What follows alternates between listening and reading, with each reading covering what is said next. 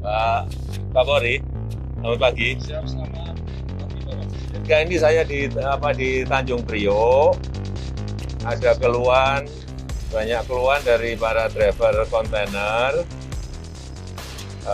yang berkaitan dengan pungutan liar, pungli di Fortune, di MP60 One, kemudian di Depo Dwipa.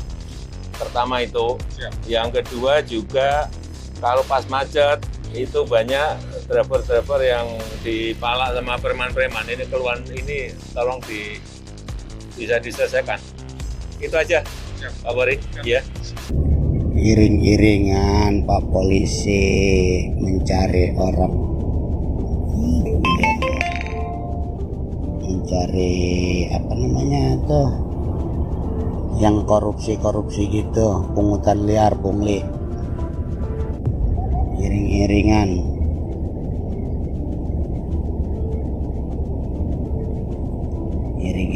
Depok, apa Pak Polisi.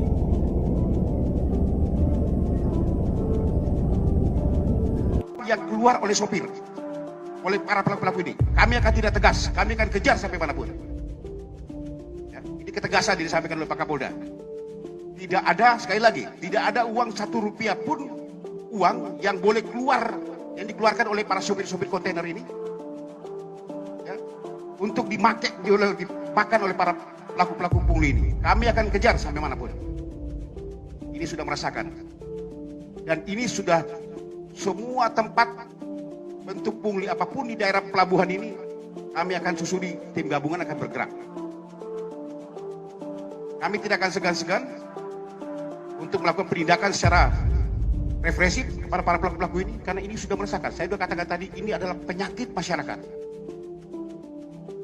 Kalau teman-teman mau katakan sudah berapa lama, ini sudah cukup lama.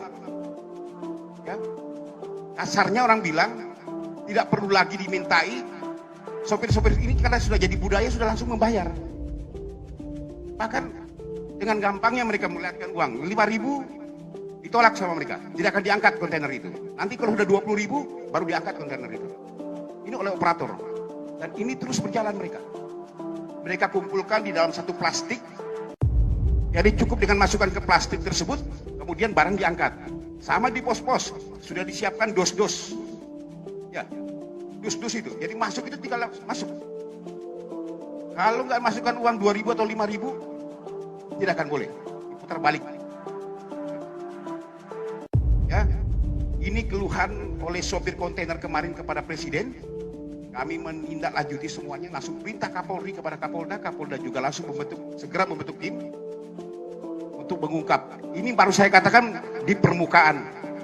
Kami akan mengungkap lagi lawyer-lawyer. Bahkan kalau memang ini terpimpin ada yang memerintahkan, kami akan tidak tegas semuanya. Ya, ini penyakit masyarakat yang harus betul kita lawan. Kemarin Pak Kapolri sudah meluncing 110. Kami menghimbau kepada masyarakat yang tahu, yang mengalami, baik itu sopir pun apapun, ada yang namanya 110, silakan telepon ke 110. Kami akan quick respon, langsung merespon untuk segera datang ke TKP. Jadi kami mengharapkan juga bantuan dari masyarakat. Masih melihat orang-orang seperti mereka-mereka di belakang ini, segera laporkan. Ya, ultimatum keras juga Pak Kapolda kepada para kapolres untuk menindak segera. Ya, ini ucapan yang disampaikan oleh Pak Kapolda kepada para kapolres tidak boleh main-main. Karena ini adalah para pelaku-pelaku yang memang harus segera kita basmi. Ini preman-premanisme yang mereka lakukan. Negara tidak akan pernah kalah dengan premanisme.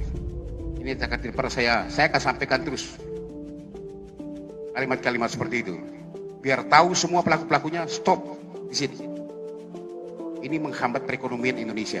Di masa pandemi COVID-19 kita ketahui, ya, jangan lagi dibebankan dengan hal-hal mereka mencari keuntungan dalam bentuk premanisme di jalan. Seluruhnya akan kita proses, ya. Bahkan satu yang perlu saya sampaikan lagi, karena mereka sudah berjamaah, saya katakan tadi, kami temukan di handphonenya itu ada petugas datang ke sana, apa namanya? hati-hati ada gerombolan datang ke sini mengganggu kita.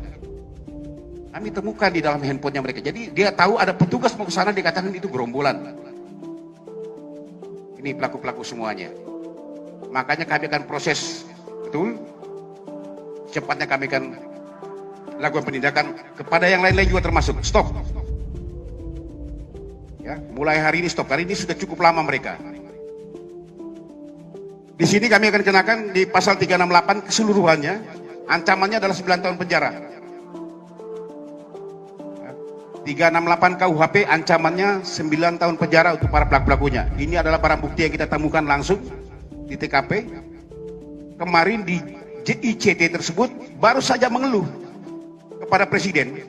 Kembali presiden, mereka bermain lagi. Jadi memang sudah seperti kayak daging dalam darah apa?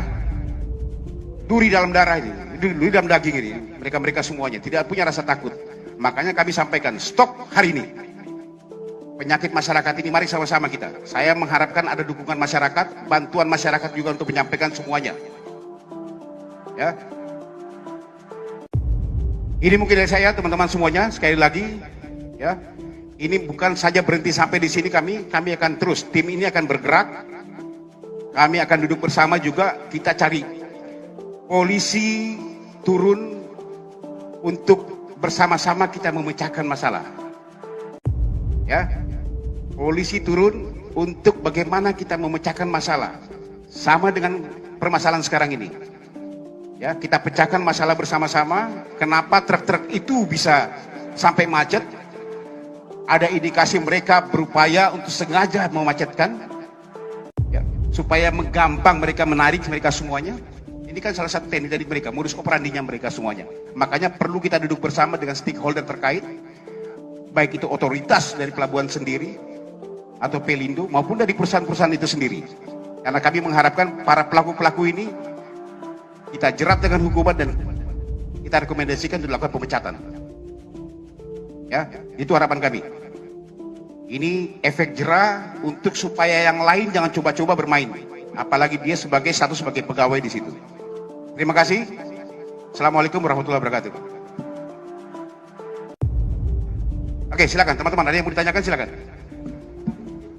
Ya.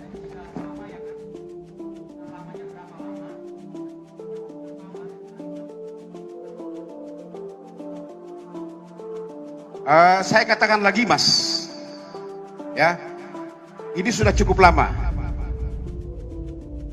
Bukan baru kali ini kami amankan para preman-premanisme yang mengganggu para truk-truk, sopir-sopir truk di lapangan. Teman-teman yang khususnya yang media-media di Jakarta Utara sini tahu. Kalau yang pelaku-pelaku yang lain di dalam dua perusahaan Fortune dan juga Dwipa ini pegawai dalamnya. Ini yang dikatakan musuh dalam selimut itu. Di dalam internal mereka semuanya. Ya, makanya kami harapkan, ayo laporkan ke kami punya 110, segera laporkan, melihat lagi segera laporkan. Ya, ini di dalam perusahaannya mereka sendiri, mereka bermain. Kalau yang di lapangan-lapangan premanisme itu sudah sering kita lakukan pengungkapan penangkapan. Ya, tetapi modus-modus operandi sini jadi pelajaran buat kami untuk segera mengungkap di tempat-tempat yang lain. Oke, terima kasih. Ya. Makanya kami bilang kami masih dalami, kami akan duduk bersama. Mari kita pecahkan masalahnya. Ini saya udah katakan bahwa ini adalah baru di permukaan yang kita amankan. Ya, saya sudah sampaikan ini baru di permukaan. Apakah layar-layar yang lain juga masih ada lagi? Apakah ada jaringan-jaringan? Apakah ada yang mengendalikan mereka semuanya? Apakah ada yang menyuruh mereka melakukan? Kan ini berjamaah, Mas. Mas tahu ini penghasilannya ini bukan mereka masing-masing masuk kantong. Ini ditaruh di dalam satu tempat. Nanti lepas piket baru mereka bagi. Penghasilannya satu PT saja ini bisa 6,5 juta satu hari. Ada yang 4 juta, ada yang lebih bahkan di tempat tarik keren ini itu 5.000 sampai 20.000. 5.000 nggak mau dia. 10.000 sampai 20.000. Berapa kontainer yang diangkat satu hari? Kalau kita kalikan 10.000, itulah penghasilan mereka per satu piket. Ya, piket mereka ada yang 8 jam ya. 8 jam nanti selesai itu ketua piketnya bagi-bagi.